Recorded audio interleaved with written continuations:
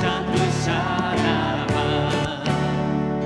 Entre su presencia con gozo, cantando grande y fuerte es Jehová. Alabarle al son de trompetas, con pandero y danza también.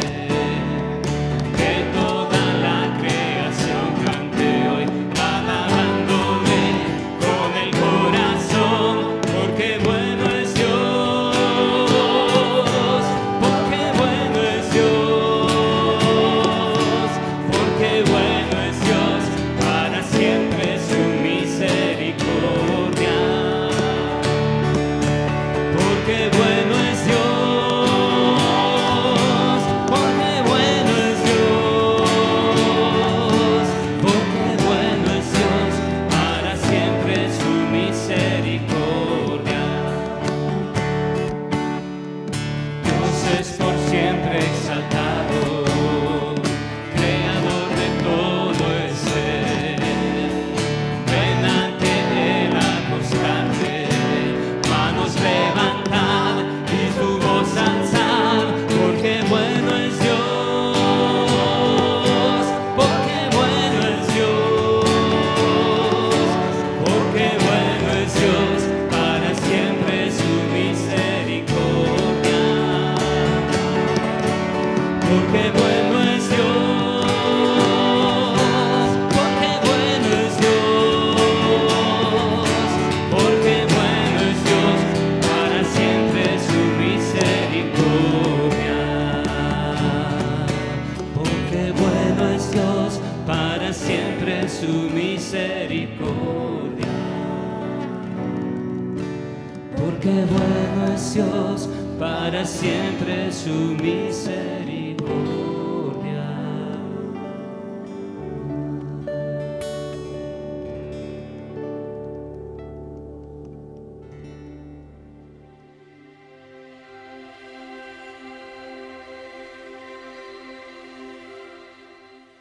Hola de nuevo, queridos hermanos. Estábamos viendo las razones por las cuales no tenemos que temer ante el mal y el sufrimiento, sino que entenderlo como lo explica la Biblia, como el resultado de nuestro pecado, como a veces una bendición encubierta, algo que parece malo termina siendo bueno para muchos, como un llamado al arrepentimiento, como una forma de forjar nuestro carácter, como una forma de combatir nuestro orgullo y nuestra presunción, como una escuela para enseñarnos compasión hacia los demás, como una ayuda para el progreso del Evangelio, como una novedad en cuanto a cómo se va produciendo la revelación de Dios. Y estábamos en esto, y dice Pablo con respecto a esto: no desfallecemos, antes bien, aunque nuestro hombre exterior va decayendo, nuestro hombre interior se renueva día a día.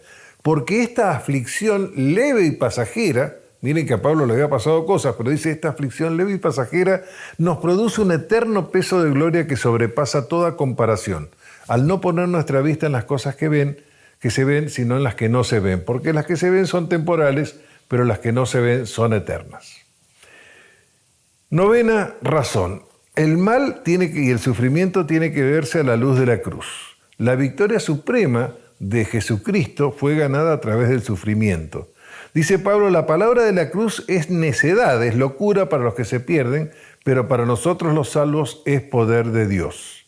Nosotros predicamos a Cristo crucificado, piedra de tropiezo para los judíos y necedad para los gentiles, mas para los llamados, tanto judíos como griegos, Cristo es poder de Dios y sabiduría de Dios. Y la carta a los Hebreos enseña que Jesús fue perfeccionado y que aprendió obediencia. Difícil como esto pueda sonar, pero lo dice la Escritura: aprendió obediencia y fue perfeccionado a través del sufrimiento. Eso está en Hebreos capítulo 2, versículo 10 y capítulo 5, versículos 7 y 10. Y vamos a concluir con la perspectiva eterna. Una cosa que, como estamos muy fijados en lo que nos rodea, en lo inmediato, en lo material, no nos damos cuenta es que el mal es pasajero. No importa cuánto mal puede existir sobre la tierra, siempre es temporal y siempre es limitado. Siempre empieza y siempre termina. La bendición que Dios nos quiere dar es eterna. es para siempre. Obviamente quien cree que acá empieza y termina todo, esto no le resulta ningún consuelo. Pero para todo cristiano debiera ser la razón más importante y la razón por la cual de hecho está obrando y viviendo en esta tierra. Dice que los creyentes verán al Hijo del Hombre que viene en una nube, dijo el Señor Jesús, con poder y gran gloria, y entonces en ese momento levantaos y erguidos porque vuestra redención está próxima. Dice el apóstol Pedro que esperamos nuevos cielos y nueva tierra en las cuales mora la justicia. Y también habíamos dicho el apóstol Pablo, también no solo en 2 Corintios, sino también en Romanos, dice que los sufrimientos del tiempo presente no son dignos de ser comparados con la gloria que nos ha de ser revelada. Entonces, con respecto al mal y al sufrimiento, tenemos que entender que existe, que va a existir hasta que el Señor vuelva, pero que el problema de que Dios pusiera fin al mal, Dios va a poner fin al mal, pero también en ese momento se va a terminar la oportunidad de salvarse.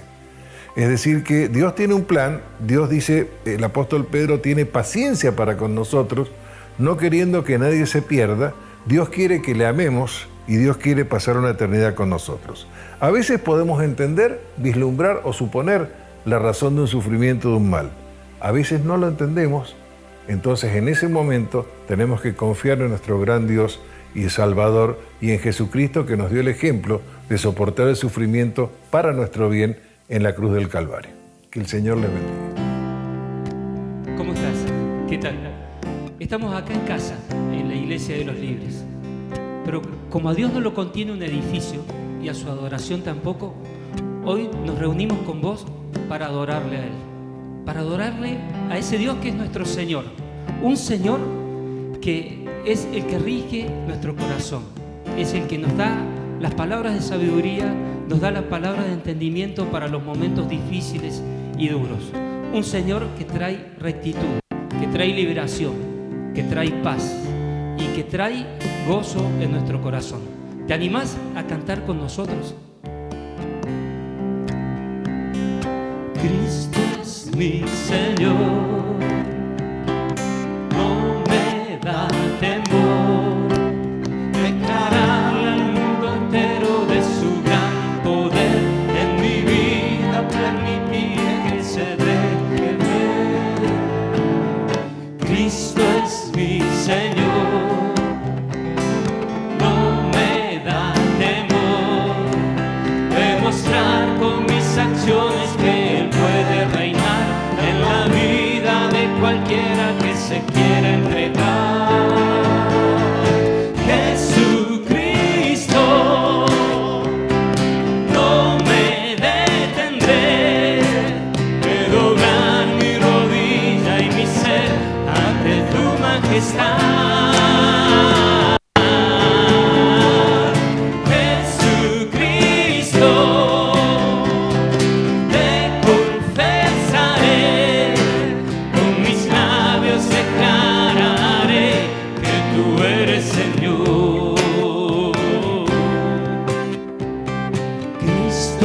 Mi Señor, no me da temor declararle al mundo entero de su gran poder.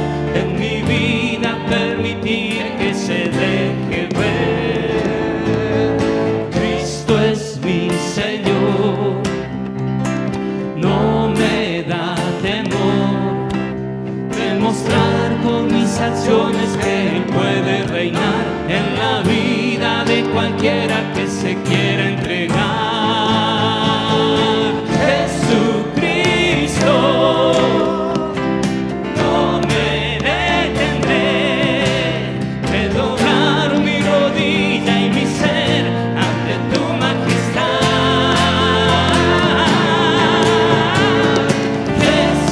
Jesucristo, te confesaré, con mis labios declararé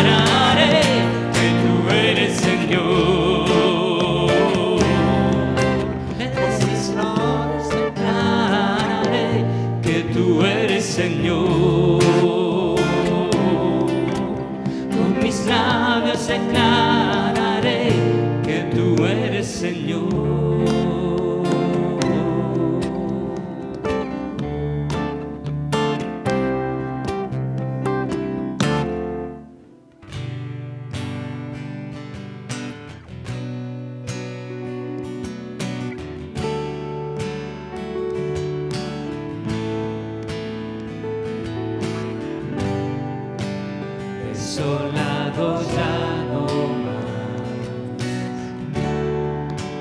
somos herederos con Jesús, extranjeados ya no más, ahora somos hijos por la cruz, somos iglesia, reino de luz, nuestra bandera, la cruz de Jesús. Somos iglesia, somos nación, la tumba vacía es nuestra canción. Extraviados ya no más, nos llama se vuelva a nuestro hogar, separados ya no más, siempre a nuestro lado tú estás. Somos iglesia, reino de luz, nuestra bandera, la cruz de Jesús. Somos iglesia, somos nación, la tumba vacía es nuestra canción, la tumba vacía es nuestra canción. Vivo estás en gloria y honor, reinas en victoria, Señor, nuestro ser entona a una voz, Cristo eres Dios, Cristo eres Dios, vivo estás en gloria y honor, reinas en victoria, Señor, nuestro ser entona a una voz, Cristo eres Dios, Cristo eres Dios, damos honor a ti, damos honor a ti, creador de vida, eres tú.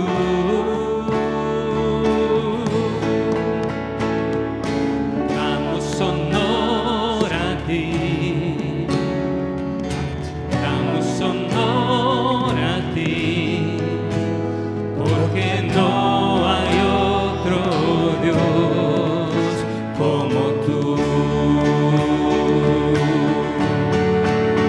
Rey de reyes, admirable, eres el principio y fin, soberano y sublime, eres nuestro Salvador. Rey de reyes, admirable, eres el principio y fin, soberano y sublime, eres nuestro Salvador.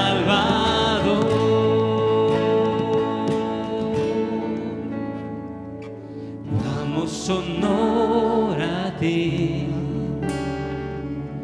damos honor a ti, porque no hay otro Dios como tú, porque no hay otro Dios como tú, porque no hay otro Dios como tú.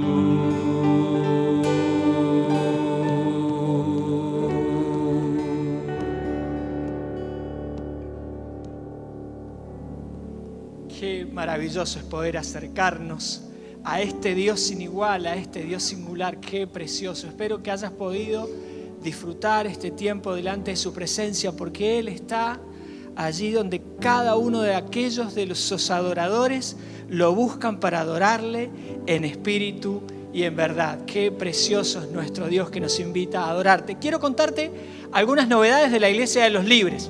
Voy a empezar con una muy linda. El próximo domingo vamos a tener, domingo 4 de octubre, la celebración de la Cena del Señor.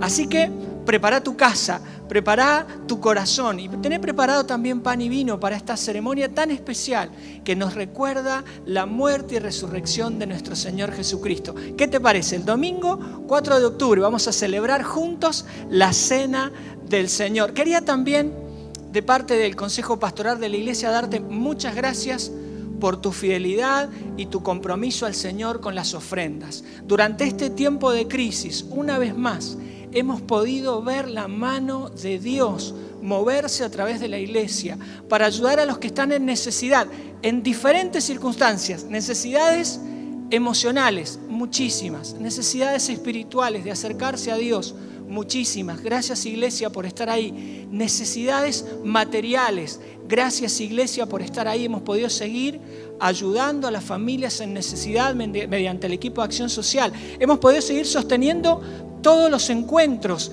la grabación, todo lo que implica desde lo técnico y de los recursos tecnológicos que se necesitan, gracias también a tu compromiso en seguir ofrendando al Señor. Ya sabes, puedes acercar tus ofrendas aquí a la iglesia en la semana, por las tardes de martes a viernes. También podés llamarnos al número de WhatsApp que aparece ahora en la pantalla para que podamos, si sos un adulto mayor, si estás comprometido con el tema de COVID, para que vayamos a tu casa también a buscar las ofrendas. Iglesia de los Libres, gracias por tu generosidad. La última cosa que quería contarte es que tenemos nuestros encuentros de oración los días miércoles de 21 a 21:30 horas.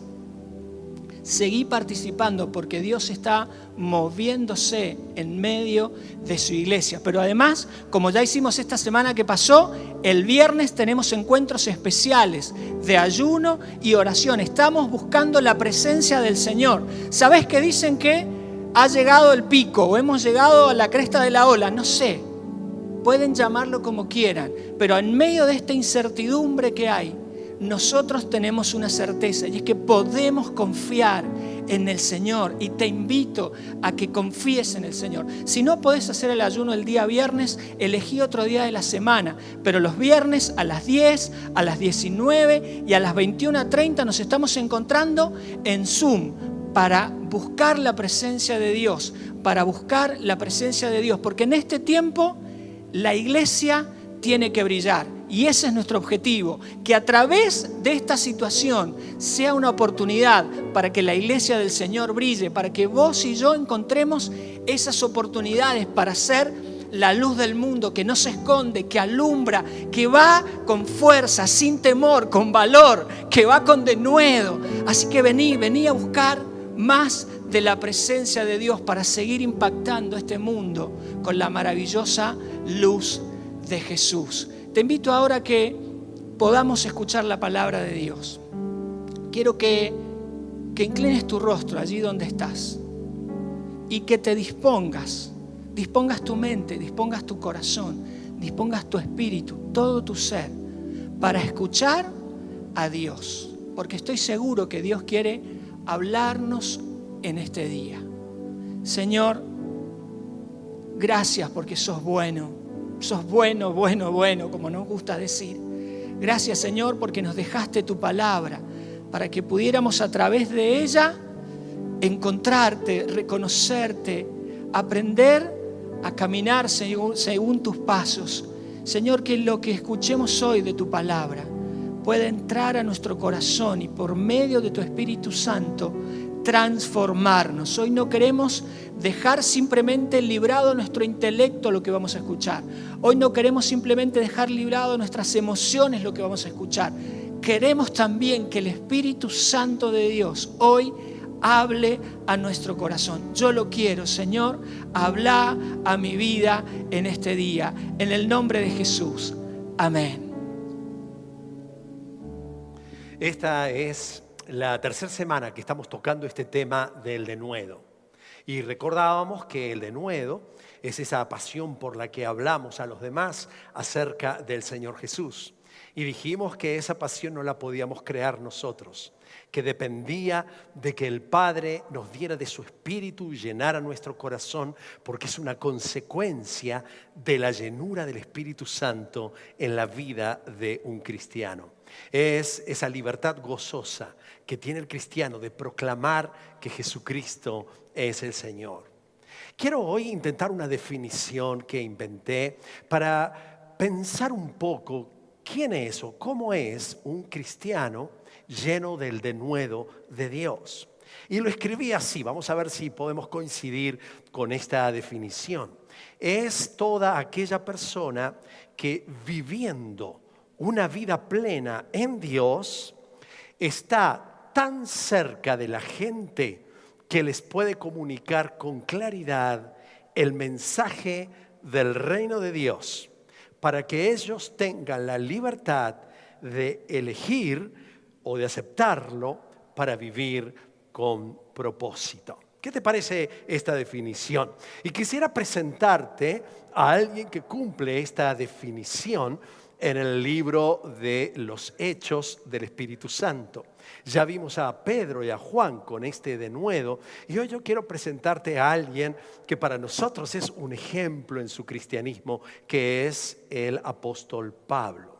Y vamos a verlo al apóstol Pablo. Te ubico, él está con este denuedo, dejando todas las cosas en las manos de Dios para hacer una gira muy importante. Esta es la tercera gira que él hace, proclamando, anunciando, diciendo quién es el Señor Jesús.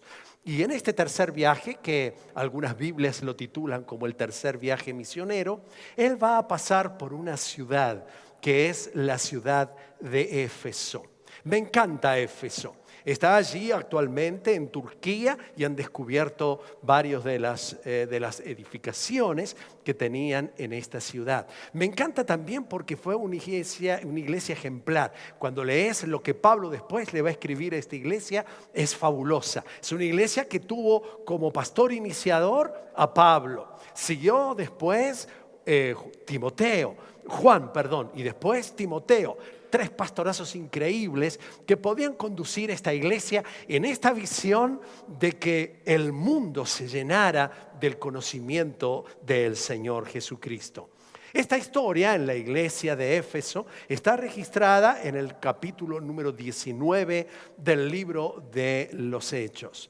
Y no empezó demasiado bien, porque en realidad en ese lugar habían algunas personas que tenían denuedo, como fue Apolo, pero tenía un denuedo muy grande para hablar de Dios, pero dice que tuvo que venir un matrimonio que fue Priscila y Aquila para contarle: mire muchachos, usted tiene mucho denuedo para hablar, pero necesitamos corregir algunas cosas de lo que está diciendo. Cuando llega el apóstol Pablo, comienza allí el capítulo 19 diciendo que mientras Apolo había viajado después a Corinto, Pablo recorrió las regiones del interior y llegó a Éfeso. El verso 1 estoy leyendo, espero que me acompañes allí. Allí encontró a algunos discípulos. Y uno puede decir: bueno, qué lindo que se encontró con algunos discípulos de Jesús. Pero evidentemente que el apóstol Pablo empezó a percibir en el estilo de vida, en el mensaje, en lo que ellos estaban vivenciando, que eran discípulos, pero que tenían una intención hacia Dios, pero que aún no habían conocido, no habían sido transformados por el poder del Señor. Y dice: ¿recibieron ustedes el Espíritu Santo cuando creyeron? Eso es lo que les preguntó. Porque evidentemente no hay un solo creyente que pueda ser creyente, seguidor de Jesús, un discípulo de Jesús, que no tenga al Espíritu Santo. Y evidentemente si ellos no habían recibido el Espíritu Santo era porque no habían puesto su confianza en el Señor Jesús. Y ellos le contestaron: no, ni siquiera hemos oído hablar del Espíritu Santo, respondieron.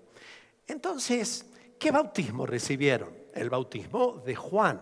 Era de Juan el Bautista, que hablaba del arrepentimiento. Y ellos sentían que delante de Dios eran personas que habían fallado, pero se habían quedado solamente con eso. Entonces Pablo les explicó, el bautismo de Juan no era más que un bautismo de arrepentimiento. Él le decía al pueblo que creyera en el que venía después de él, es decir, en Jesús.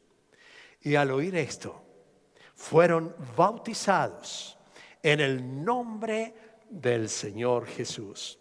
Y cuando Pablo les impuso las manos, el Espíritu Santo vino sobre ellos. Y entonces empezaron a hablar en lenguas y a profetizar, a predicar, a anunciar.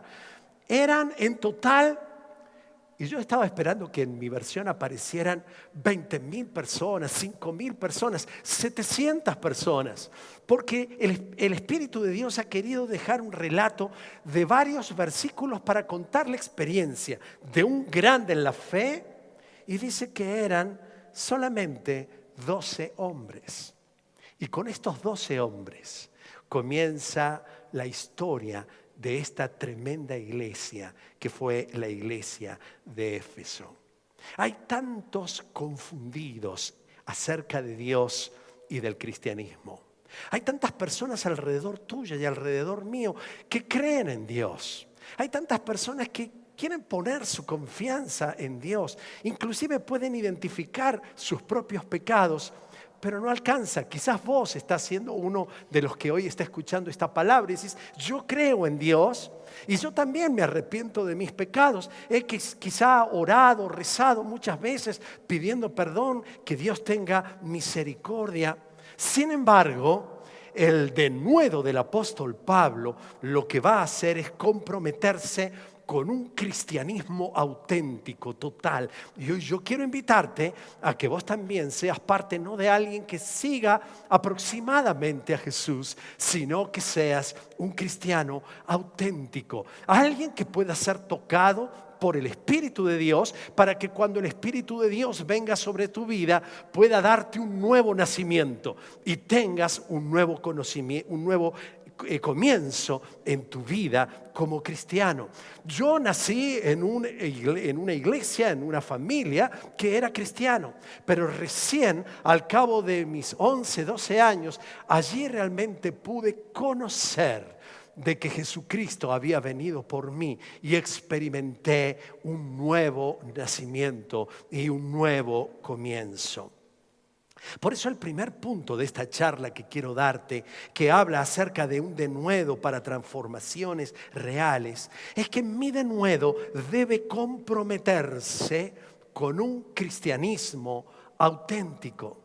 El denuedo del apóstol Pablo hace que él se involucre con personas que estaban confundidas, que no tenían las cosas muy claras. Sin embargo, él invierte en estos 12 hombres diciendo: no hay nadie que esté buscando a Dios que pueda o deba perderse la oportunidad de vivir su vida con un fuego especial de Dios. Quiero indicarte algunas características importantes de lo que es un cristiano auténtico. Y quizá vos que estás viniendo a esta iglesia, o quizá hace parte de bastantes programas que estás escuchando acerca del Señor Jesús, tengas que hacer un check ahí para saber si realmente tu cristianismo forma parte de un cristianismo de religión o de un cristianismo auténtico. Si sos parte de esos 12 confundidos, pero bien intencionados, o si sos parte de esos nuevos 12 que fueron tocados por el Espíritu de Dios para hacer una obra muy especial. Primero quiero decirte, no son señales de un cristianismo auténtico que seas una persona buena o con una moralidad visible. Tampoco te hace un cristianismo auténtico tu participación religiosa. Aunque es deseable que tengas moralidad y aunque es deseable que tengas una participación en los asuntos de la fe, no necesariamente Toda persona está viviendo un cristianismo auténtico porque tenga estas características. Es deseable que tenga un conocimiento teológico saludable, pero no todo el que tiene conocimiento saludable es un cristiano auténtico. Es deseable que tenga un servicio activo, pero no todos los que tienen un servicio activo son cristianos auténticos.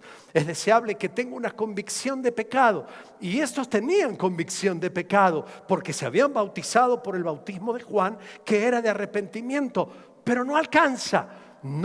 Esta no es una indicación necesaria de un cristianismo auténtico. Quizás habías tomado una decisión. El hecho de que hayas tomado una decisión por Jesús no te da el ser un cristiano auténtico. Ni siquiera que tengas seguridad en tu corazón de que vos sos salvo te hace un cristiano auténtico. Hay algunas señales que son muy, pero muy importantes, que sí determinan lo que es un cristiano auténtico. Quiero nombrarte 5 señales del cristianismo auténtico para que vos las puedas considerar. He puesto en los apuntes varios textos que confirman esto. Sin embargo, no los vamos a ver a todos ellos, pero sí que quiero que pienses en estas 5 señales, porque si estas 5 señales no están, vas a tener que reconsiderar si sos una de esas personas de buena voluntad o si realmente Cristo es tu Señor y tu Salvador. Y justamente la primera de las señales es esta: reconoce quién es Jesucristo. Jesucristo es Dios encarnado e Hijo de Dios, y lo confiesa así como tal. Uno de los pastores de la iglesia esta de Éfeso fue Juan, un viejito de muchos años que escribió después el libro del Apocalipsis. Y él escribe una carta estando aquí en esta ciudad de Éfeso, y escribe una carta que es la carta de Primera de Juan. Y en esa carta él está preocupado porque ve que hay muchas iglesias que tienen en su interior personas confundidas, pero no auténticos cristianos.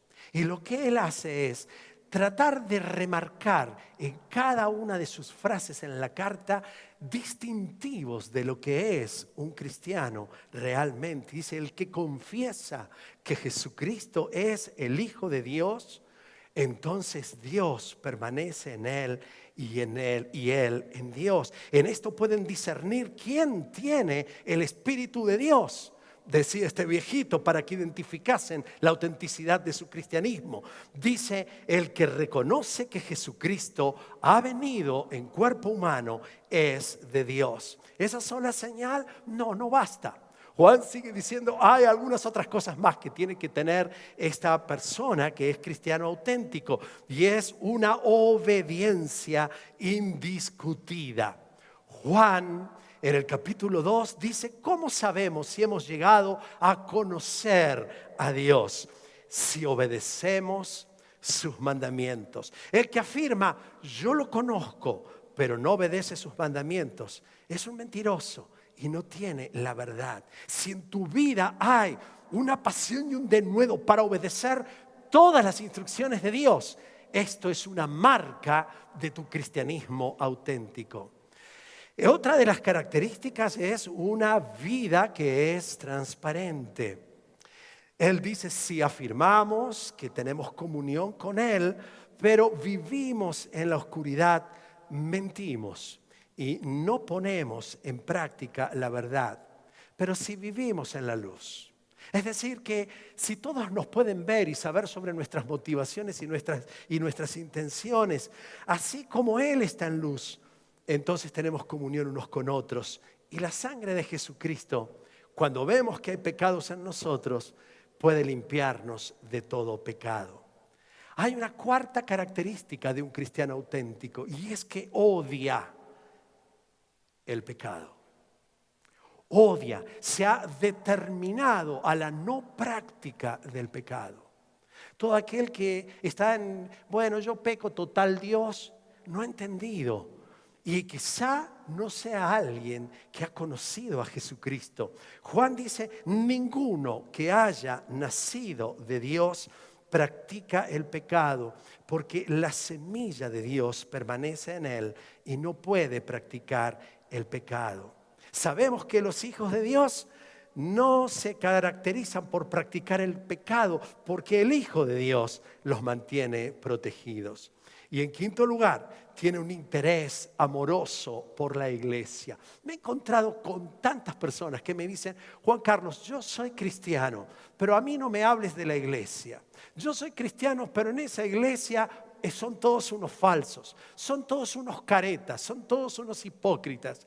Bueno, yo quiero decirte que es muy probable que dentro de la iglesia nos encontremos con pecados y hayan máscaras. Por supuesto que no las estoy justificando, pero la característica de un cristiano es que ama lo que Dios ama.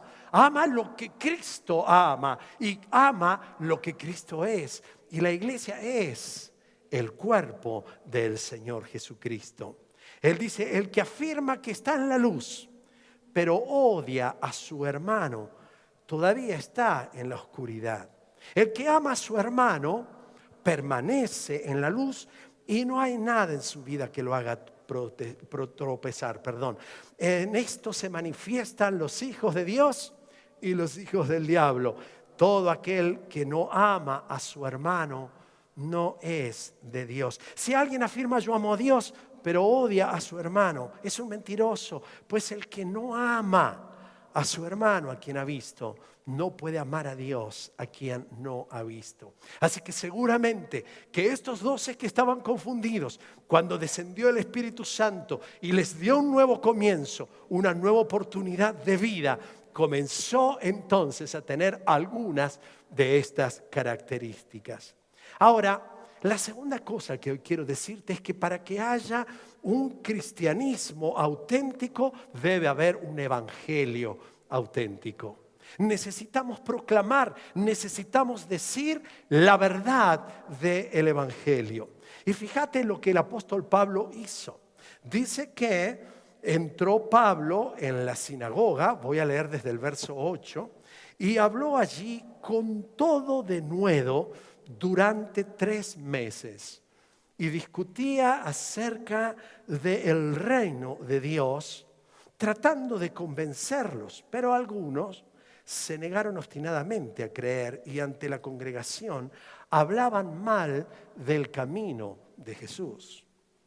Así que Pablo se alejó de ellos y formó un grupo aparte con estos discípulos y a diario debatía en la escuela de Tirano, uno de los grandes hombres, de los grandes discursores allí en la iglesia, en Éfeso. Y esto continuó por espacio de 2 años, de modo que todos los judíos y los griegos que vivían en la provincia llegaron a escuchar la palabra del Señor. ¿Cuál era el contenido de lo que Pablo enseñaba? ¿Qué él se proponía al hablarles de Jesús? Esencialmente el contenido del evangelio era y es el reino de Dios. Fue este el evangelio que predicó Jesús. Muchísimas veces, más de 133 veces aparece en el Nuevo Testamento el reino de Dios como el motivo de predicación del Señor Jesucristo. Jesús comienza su ministerio predicando el evangelio de Dios. Él dice, arrepiéntanse porque el reino de los cielos se ha acercado. Fue también el evangelio que predicaron los discípulos del Señor Jesucristo. Dice que les anunciaban ellos las buenas nuevas del reino de Dios. La buena nueva significa la buena noticia, la novedad, el mensaje novedoso y extraordinario que viene del cielo. ¿Y cuál es esa nueva noticia, esa buena noticia? Es el reino de Dios está cerca. Y también fue el evangelio, y es el evangelio que se va a predicar hasta el final de los tiempos. El Señor Jesucristo dijo, este evangelio del reino se predicará en todo el mundo como testimonio a todas las naciones, y entonces vendrá el fin. Quiere decir que el cronómetro de Dios tiene allí la anunciación del evangelio, del reino de Dios en toda etnia, toda nación.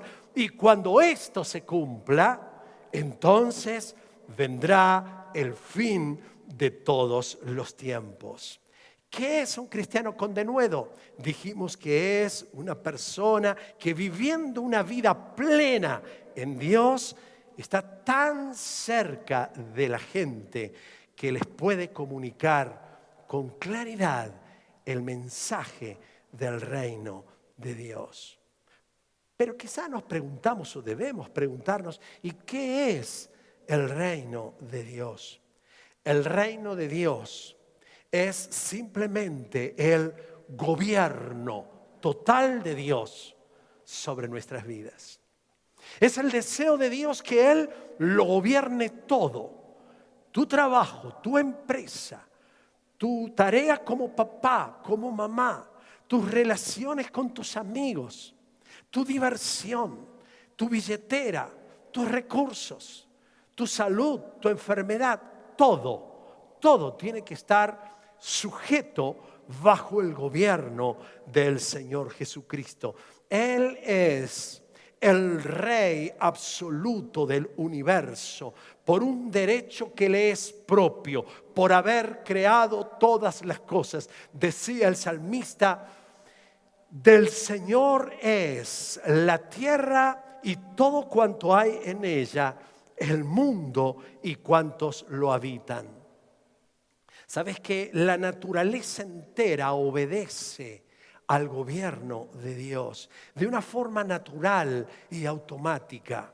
La Biblia enseña que esta naturaleza que aún gime tiene como claro obediencia el reino de Dios. Pero el hombre, al ser un ser humano con responsabilidad personal y libertad para elegir, él es el responsable de sujetarse o no al gobierno de Dios de un modo consciente e inteligente.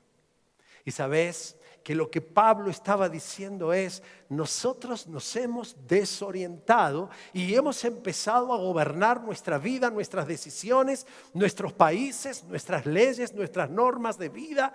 Nosotros hacemos como nos parece a nosotros. Pero Jesucristo ha venido para perdonar nuestros pecados. Jesucristo ha venido para perdonar esta actitud nuestra de rebeldía ante Dios y ha venido a ser el Señor, el que ahora quiere gobernar sobre sus propias vidas. Fue precisamente contra esta autoridad que Adán y Eva al principio se levantaron en contra y quedaron excluidos del reino de Dios. Y es en obediencia a Cristo en que nosotros somos introducidos a esta nueva experiencia del reino de Dios. Este y no otro es el contenido de toda persona que desea hablar y compartir con denuedo el mensaje de Jesucristo. Muchos cristianos han predicado más bien un evangelio anti o un evangelio anti-alegría. Normalmente las personas cuando van a hablar de Jesús entran en controversia y le hablan sobre las diferencias que tiene su denominación, su iglesia, su religión y comienzan a cuestionar todos estos aspectos. La controversia es el lenguaje de estas personas. El apóstol Pablo lo que quería hacer era hablar con denuedo la libertad que provoca vivir bajo el gobierno de Dios. Ante esta manera de hablar de Dios, comenzó otro tipo de gobierno que fue el evangelio de las ofertas. Muchos, para entusiasmar a la gente a que se acercaran a Dios, lo que hacía es que fueron cediendo las demandas del reino de Dios y simplemente decían, Cristo te ofrece paz, y es verdad. Cristo te ofrece perdón, y es verdad. Cristo te ofrece felicidad, vida eterna, sanidad, soluciona tus problemas, liberación de los demonios, opresiones y especialmente te da prosperidad económica. Lo único que tenés que hacer es venir, traer tus ofrendas o tus diezmos aquí al altar y el resto Dios te lo va a dar todo. Esto es el evangelio de la prosperidad. Hacete socio de Dios. Pero el evangelio del reino no es sentar a Dios a tu lado para que te bendiga, vos compartirle con Él un par de mangos, un par de dinero y plata para que entonces Él te dé toda esa prosperidad. Él es el dueño de todas las cosas y Él quiere ser rey y señor de todas las cosas. El evangelio del humanismo amoroso puede ser otra de las maneras en que nosotros pensamos que debemos hablar. Y es verdad que la gente está llena de heridas, es verdad que está llena de dolores que han vivido quizá desde su niñez. Y parte del evangelio de Dios es venir a restaurar esos corazones, a sanar estas heridas, pero no queda solamente ahí. A veces intentamos abrir como la puerta que es angosta, no todos entran por ella. Queremos abrirla para que la gente venga y se siente sanada y restaurada, recibe la sanidad en algún programa especial. Nosotros tenemos programas especiales para esto y dicen, bueno, muy bien, ya fui sanado, ya pude perdonar, ya me siento bien. Muchas gracias, ahora voy a seguir haciendo mi propio camino y mi propia vida. Dice Jorge Imitian, una de las personas que ha traído tanta lucidez en hablarnos del reino, dice, hemos ensanchado así la estrecha puerta que lleva a la vida con el mismo grave riesgo de aquel que para hacerle un favor a la crisálida le ensancha la abertura del capullo y el gusano salió, pero nunca se transformó en mariposa. Y este es lo que provoca la tensión del reino de Dios. Yo quiero manejar mi vida, yo quiero dirigir mis asuntos. Y el Señor está diciendo, pero esto es lo que te provoca tristeza, angustia, desolación, no podés vivir en propósito. Aceptá el perdón que yo te ofrezco y animate a vivir bajo el liderazgo absoluto del Rey de Reyes y del Señor de los señores. Quiero terminar diciendo que el reino de Dios provoca transformaciones reales. Sigue diciendo el pasaje hacia adelante.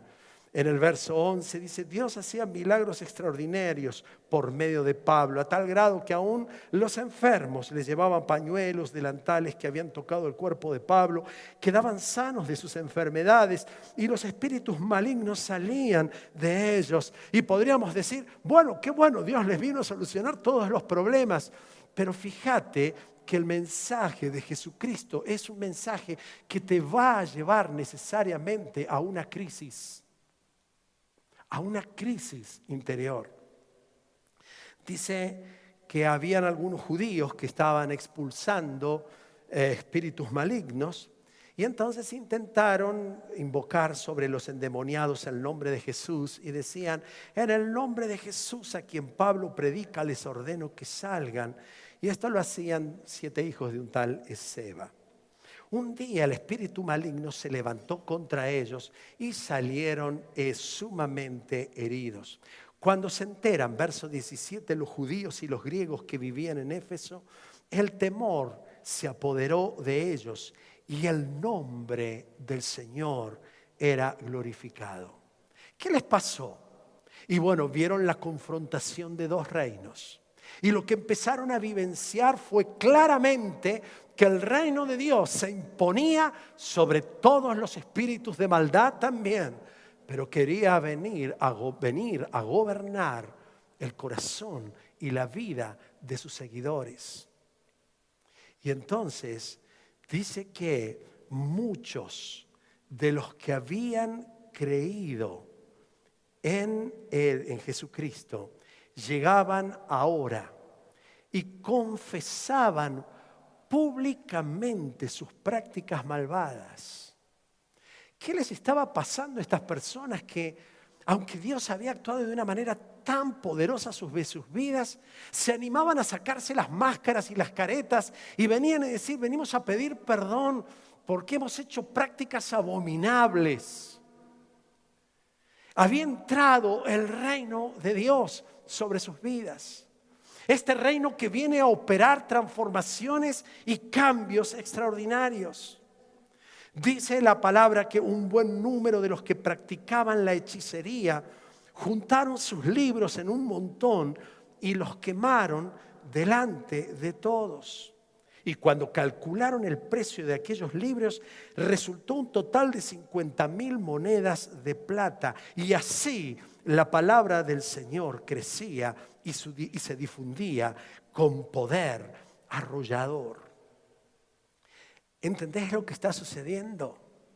Hay personas que en la adivinación, hay personas que en la idolatría, hay personas que tenían la costumbre del tarot, de tirar las cartas, de los horóscopos o de todas estas prácticas increíbles, y de pronto ellos vienen ante la presencia de Dios y traen todo lo que son sus recursos más valiosos, los secretos poderosos para tener poder sobre esa gente, puestos en los libros de magia y en todos estos mecanismos. Y los queman para decir: no hay más nada de esto en nuestra vida.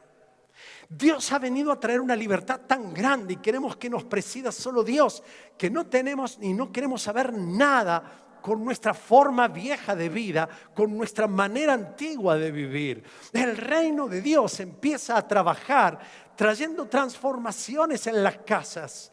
El papá que antes era un papá cerrado, callado, ausente o era violento, entra el reino de Dios y lo que empieza a hacer es arrepentimiento, quebrantamiento, y empieza a decir: yo no quiero más hacer esto.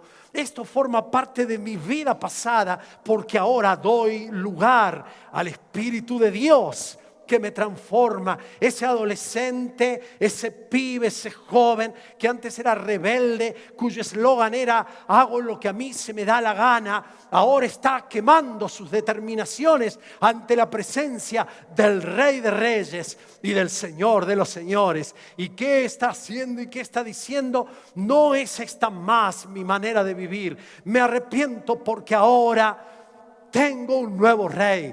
Ya no soy yo quien vive, ya no soy yo quien me determino para hacer lo que quiero, ya no soy yo con mis antiguas maneras de vivir y de hacer. Estos pensamientos que me enseñaron en la universidad, estos pensamientos que me enseñaron en mi historia religiosa, esos pensamientos que me trajeron a mí desde que nací, ahora los entrego ante la presencia de Dios, los quemo, los hago añicos, los hago ceniza, porque el reino de Dios, cuando visita tu casa, cambia tu lenguaje. La ingratitud la transforma en gratitud, la queja la transforma en alabanza. La tacañez, la vivir para uno mismo, el egocentrismo, lo transforma en una vida generosa, en una vida que piensa en los demás, en lugar de vivir bajo el espíritu de temor. Cuando llega el reino de Dios, cuando decimos: Jesucristo, tú reinas y reinas con poder, entonces el reino de Dios llega sobre una vida. Este es el mensaje que no solamente predicamos, este tiene que ser el mensaje que encarnamos. Este tiene que ser el mensaje que nosotros bebemos y tomamos. El evangelio debe confrontar a los hombres con el gobierno de Dios y llamarlos a un compromiso donde vamos a vivir día a día haciendo la pregunta más fácil y difícil que podemos hacer. La pregunta es: Señor, ¿qué quieres que haga? Señor, ¿qué quieres que haga? Ya no vivo conforme a mi propia sabiduría y a mis propias ideas.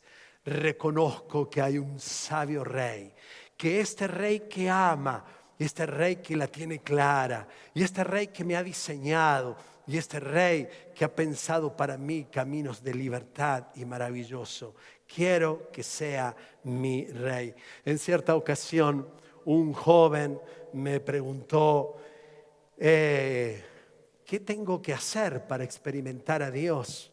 Y cuando yo le prediqué y le conté con apasionamiento lo que a mí me había sucedido, él me dijo, oh, pero es que Jesucristo pide mucho. Y yo le dije, no, te equivocas. Jesucristo no pide mucho. Jesucristo lo pide todo. Se fue de mi oficina, yo no lo vi más. Ruego que algún día él se haya dado cuenta que no hay mejor cosa que Jesucristo nos pida la vida. Porque cuando Él toma nuestra vida es capaz de hacer algo increíblemente extraordinario en nuestro propio corazón. Esta es, dice Romanos, el capítulo 10, 8 y 9. Esta es la palabra de fe que predicamos.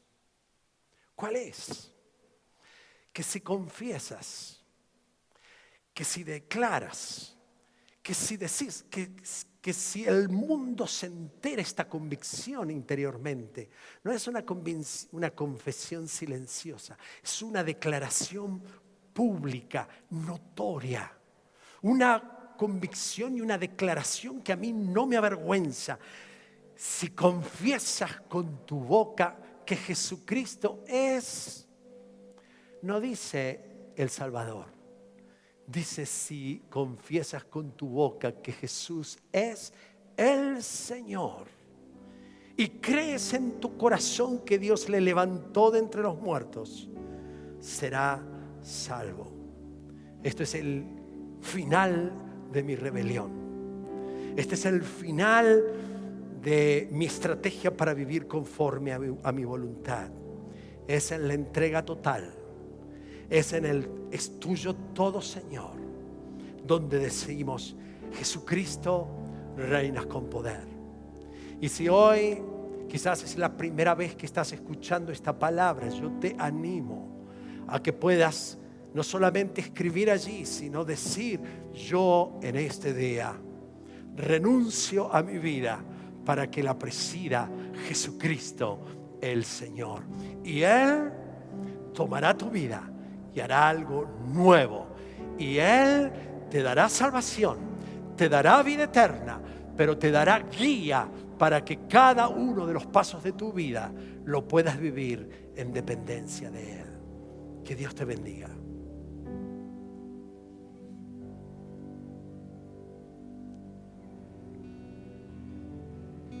Jesucristo reina con poder, soberano, victorioso Rey. Ni la muerte pudo detener tu poder para vencer. Dios en lo imposible te adoramos, eres invencible, soberano, tuya es toda la gloria, tuyo es todo el honor. Jesucristo, reinas con poder, soberano, victorioso Rey. Y la muerte pudo detener tu poder para vencer. Dios en lo imposible